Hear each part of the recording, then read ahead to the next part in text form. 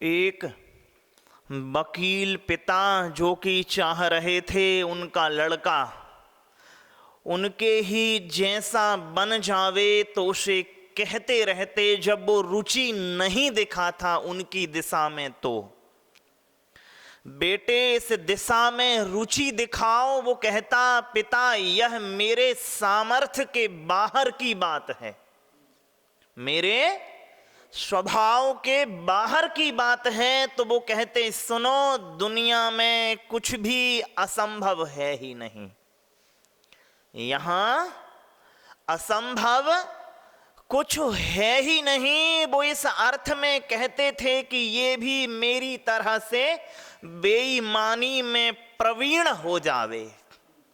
बच्चे की तो रुचि थी नहीं, हालांकि पिता रोज कहते दुनिया में कुछ भी असंभव है नहीं, तुम भी मेरे जैसे हो जाओगे एक ना एक दिन, इस दिशा में रुचि दिखाओ। लेकिन उसकी रुचि तो थी ही नहीं। पिता फिर कहते दुनिया में कुछ भी असंभव है नहीं। वो अपने बाथरूम में भाग के गया और वहां से टूथपेस्ट उठा लाया और ढक्कन खोल के जोर से 2 पिचकारी लगाई और कहता है अब इसे भीतर करके दिखाओ। तो बाबूजी, समय में पीछे लौटना दुनिया के जो बड़े असंभव काम हैं उनमें से एक है। समय में पीछे लौटना बाबूजी दुनिया के जो बड़े असंभव काम हैं उनमें से एक है। तो आप भी देखें अतीत से कितने बंधे हुए लोग हैं और आज भी बाबूजी इस आशा से भरे हैं कि पीछे लौटने का अवसर मिले तो कितनी ही चीजों में मैं बदलाव लाना चाहता हूं। मेरी एक मां है जानने वाली, उनके ब्याह को हो रहे होंगे 35 वर्ष के करीब। हालांकि वो अपने पिता से इसलिए नाराज हैं कि जब उनके लिए वर चुना जा रहा था तो उनके योग्य नहीं था वो आदमी जो आज उनका पति है। हालांकि साथ रहते हैं दोनों, बच्चे भी ब्याह गए हैं उनको, लेकिन पिता के प्रति उनकी वो नाराजगी आज भी वैसे ही बनी हुई है। अब उन्हें कौन समझाए कि बाई समय में पीछे लौटना दुनिया के मुश्किल कामों में से एक है। फिर भी वो चाहती है भीतर कहीं कि वह निर्णय न हुआ होता मेरे लिए तो उत्तम था।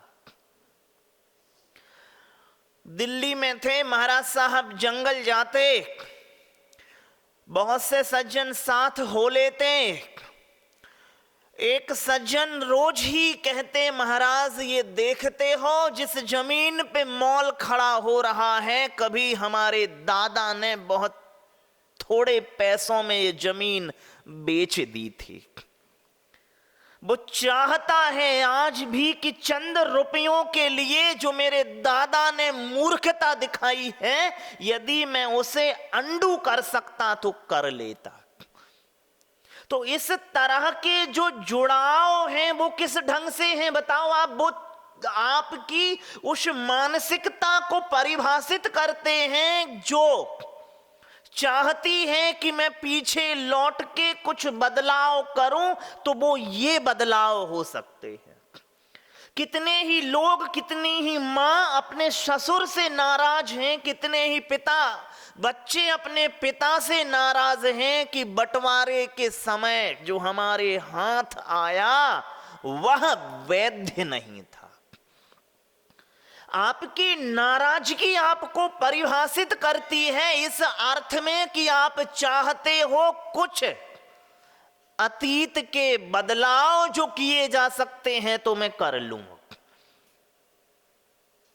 क्या इस ढंग से बदलाव संभव है? जब बदलाव ही संभव नहीं है तो अतीत को ढोना इस अर्थ में कि वह मेरे जीवन का दुख है या हमारे पिताओं का अबौद्धिक निर्णय है जिसे कि बदला जाना चाहिए था, ये कोई समझदारी का निर्णय है इस चीज को ढोते रहना या इस चीज से बंधे रहना। खुद देख लें अपने जीवन में टटोल के, मां कितनी चीजें हैं जो तुम बदलना चाहती हो आज भी पीछे मुड़ के। संभव है क्या? जिसमें संभव है ही नहीं उस चीज को बनाए रखना, यही तो मिथ्या दर्शन है। और मिथ्या दर्शन है क्या? झूठा देखना, चीजों को वैसे देखना जैसे मैं देखना चाहती हूं, ना कि वैसे जैसे कि वे हैं। हर बीतता दिन उस दिशा से आपको और आगे ले जा रहा है कि नहीं ले जा रहा बाबूजी? आज बीतेगी शाम तो उस निर्णय से एक दिन आगे आ जाओगे आप, लेकिन आशा है कहीं कि उसे मैं बदलता तो जरूर बदलाव कर लेता, उसमें नहीं है। बाबूजी कुछ ऐसे बदलाव जो आपको पुष्ट करें तो भी ठीक है। अतीत के प्रति पश्चाताप हो तो ठीक है, लेकिन यहां पश्चाताप तो अतीत के प्रति देखने में नहीं आता ना। अतीत के प्रति तो परिवर्तन की भाषा भावना भरी होती है, पश्चाताप के भाव तो नहीं भरे होते। हम मुझे एक सज्जन मिले दिल्ली में, जानने वाले हैं बहुत अच्छे, वो भी चाहते हैं पीछे लौट के यदि मैं कुछ बदल पाऊं तो वो बदलना चाहते हैं, लेकिन उनके पीछे लौट करके जो बदलाव बड़े स्वस्थ हैं।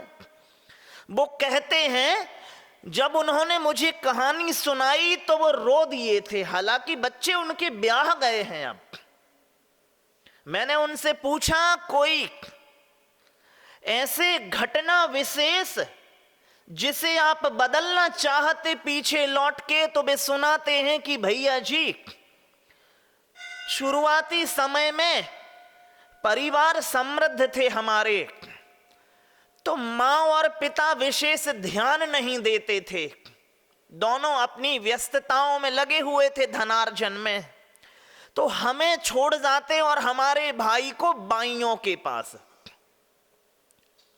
केयर टेकर जो थी, तो वो हमारे मां और पिता के निर्देश में ही काम करती, तो हमें विशेष स्वतंत्रता नहीं देती खेलने की, कूदने की, घर से बाहर जाने की, तो हम उससे चिढ़ते रहते। और इतना चिढ़ते कि शाम जब हमारी मां उसको बचा हुआ भोजन देती, सब्जी दाल चावल इत्यादि, तो हम दोनों कई सालों तक उसमें थूकते रहते। उसको जो भोजन दिया जाता तो हम उसके भोजन में क्या करते? थूक देते थे। वो कई सालों ये क्रम चला जब तक कि हम बड़े नहीं हो गए। मेरे जीवन के बड़े दुखों में से एक दुख ये है कि मैं चाहता उस बदलाव को यदि कर सकता तो मैं जरूर करता। अब वो कहते हैं मैंने उसे खोजने की भी कोशिश की, उस बाई को, कि एक बार उसके पास बैठ के मैं कहूं कि देवी तू मुझे क्षमा करना। किस लिए? वो इसलिए कि तेरे जो हमारे ऊपर नियंत्रण थे, हालांकि हमारे मां और पिता के निर्देश ही थे इस तरह के नियंत्रण, और उससे हम त्रस्त होकर के तेरे भोजन में थूक दिया करते थे, तो हमें क्षमा कर देना। वो किसी सज्जन के योग्य था नहीं मां।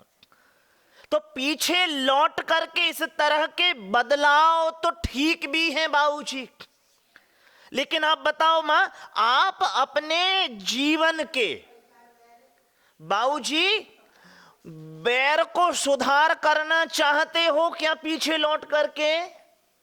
नहीं चाहते। आप बाबूजी अपनी गलतियां नहीं सुधारना चाहते हो, पीछे लौट करके आप पीछे लौट करके कुछ गणित सुधारना चाहते हो, जो कि आपकी आज की स्थिति में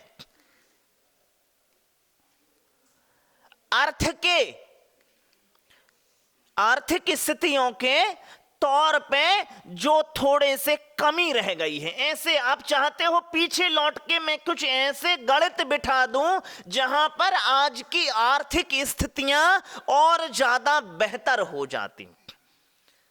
तो आप चाहते हो कि मैं पीछे लौट करके वो दुकान जो आज देवर के पास अच्छी चल रही है कभी हम ले लेते, और चाहते अपने ससुर से लड़ झगड़ के कहते कि सुनो जे हमें चाहिए है।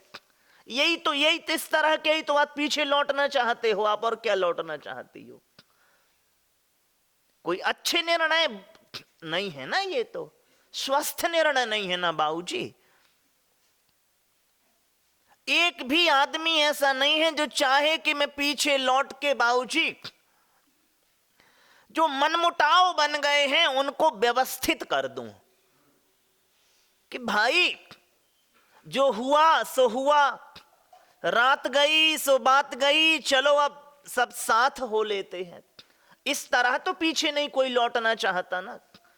आप अपनी वचनों को तो अंडू नहीं करना चाहते ना, कि जो मैंने दूसरों के प्रति वचन प्रेषित किए हैं, गाली रूप वचन प्रेषित, आलोचना रूप वचन प्रेषित, किसी के मजाक रूप वचन प्रेषित, तो उसमें तो आप पीछे नहीं लौटना चाहते। आप लौटना चाहते हैं किसमें? कुछ विचार जो मेरे खिलाफ तैयार हो गए थे पुराने समय में, मैं चाहता हूं यदि उनको बदल सकूं तो बाबूजी बदल दूं।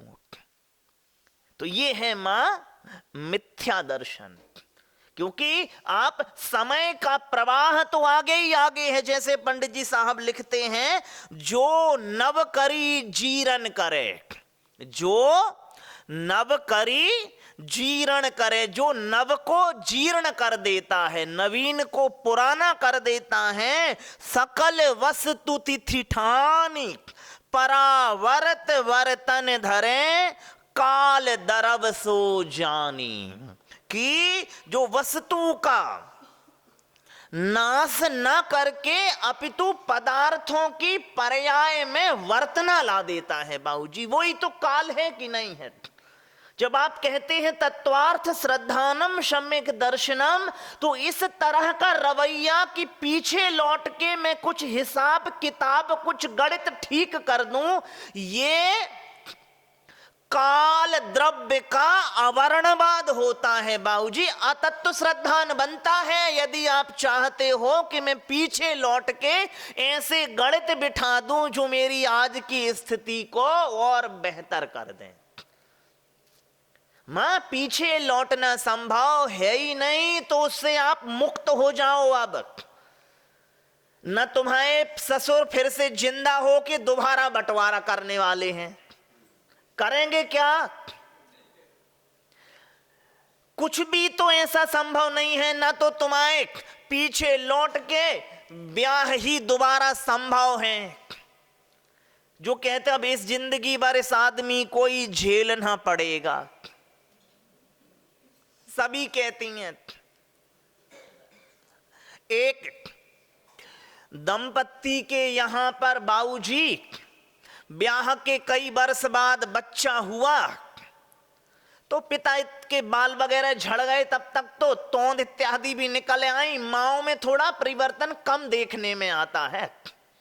तो वो जो लड़का जब 3 साल का हुआ, पुराना एल्बम देखता है तो अपनी मां से कहता है, मां इस तस्वीर में तुम्हारे साथ ये सुंदर युवक कौन है?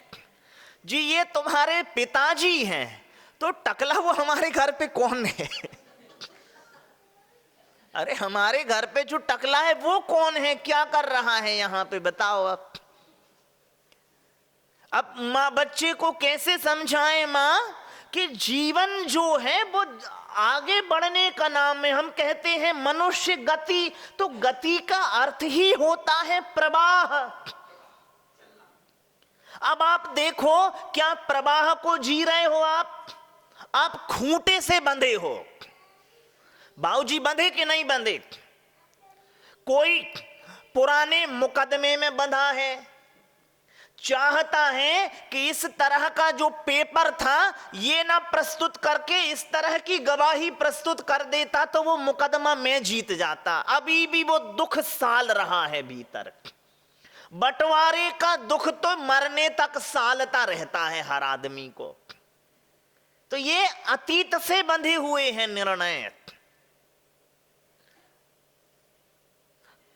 जहां दुकान बना ली है, अगर अरे नहीं वो भी तो प्लाट देखा हुआ था, 2 लाख रुपया और ज्यादा खर्च करता तो आज वहां से हाईवे निकल गया है, बिल्कुल मेन रोड पे घर आ जाता। ये दुख बना हुआ है। अभी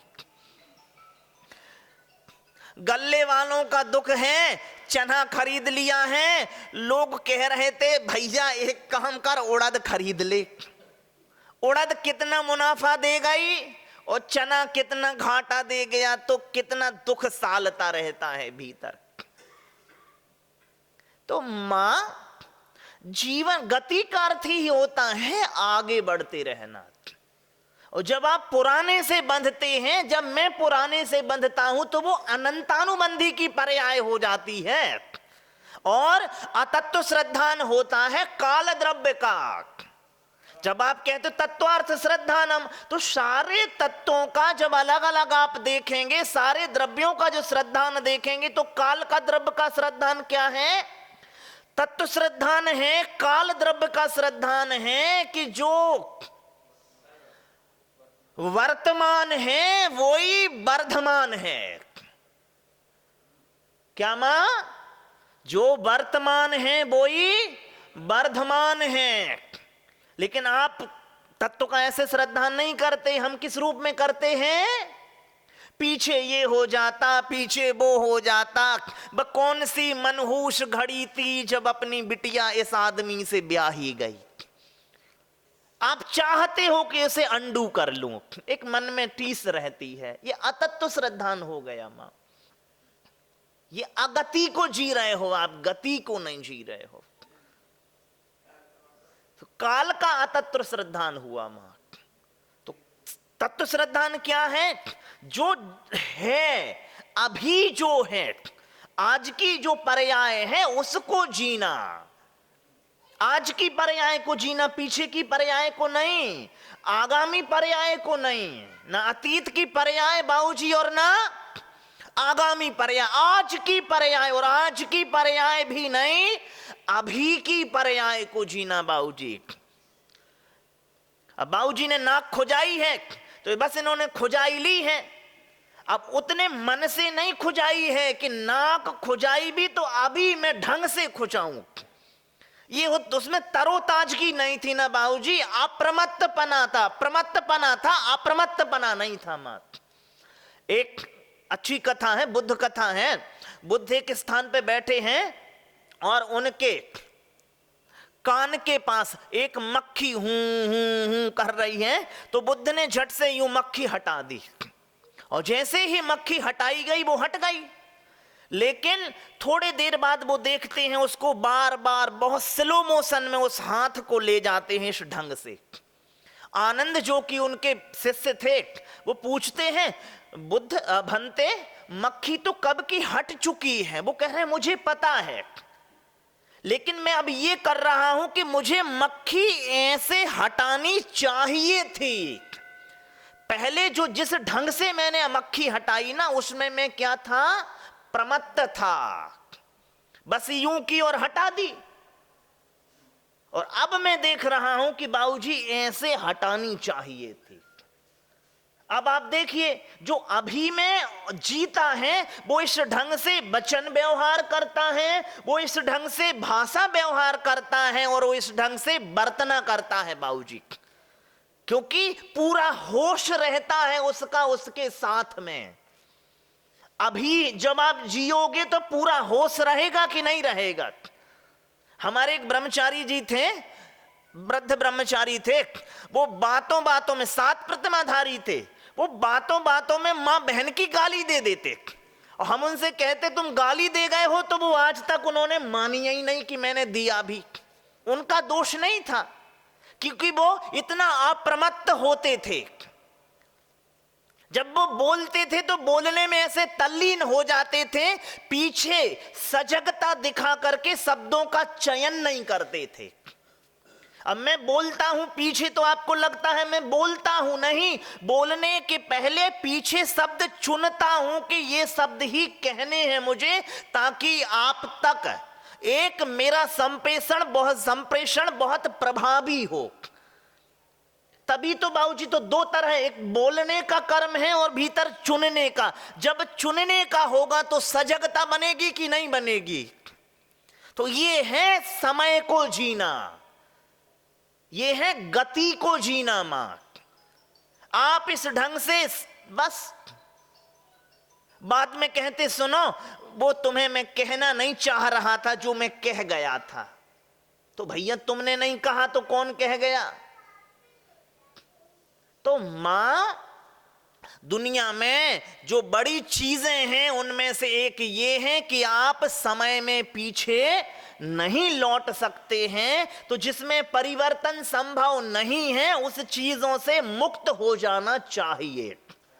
तो उन सारी चीजों से बंटवारे का दुख हो गया सो हो गया, चलो। दुकान वगैरह खरीदने का दुख, किसी को पैसा दे दिया है, अब वो नहीं लौटा रहा है, पैसे खा गया है, तो उसका दुख। तो वो तो पैसा लेके मजा कर रहा है बाबूजी, और तुम पैसा देके दुखी हो रहे हो। तो स्वामी आप थे तो कम से कम आपको, चलो ठीक है मैंने दान ही दिया तुम्हें, इस ढंग से भी सोचा जा सकता है। मान लो कभी कमाया ही नहीं था वो, बाबूजी मानने का ही, मान लो हमने तुम्हें कभी दिया ही नहीं था, मान लो हमने कभी कहा ही नहीं, मान लो अपने ससुर ने कभी बंटवारा किया ही नहीं, मान लो हमारे स्वामित्व में कभी कुछ था ही नहीं। मानने की तो बात है बाबूजी, और क्या है। जब आप इस ढंग से मान लेंगे कि आज ही है और अभी ही है, तो आप इतना ज्यादा सुखी हो जाएंगे और अतीत से होएंगे मुक्त। जब अतीत से मुक्त होएंगे तो काल द्रव्य का श्रद्धान बनेगा और आप पाएंगे कि खूब ज्यादा भीतर होश बन गया है आप में। और मैं चाहता हूं कि सभी इतना ही अप्रमत्त होकर के जिए, ऐसी आशा है मुझे। आप निश्चित ही मेरी आशा पे पानी तो नहीं फेरेंगे, बाकी फेरने तो आपकी मर्जी है। बोलिए पूज्य मंगलानंद सागर जी, मंगल सागर मुनि महाराज की जय।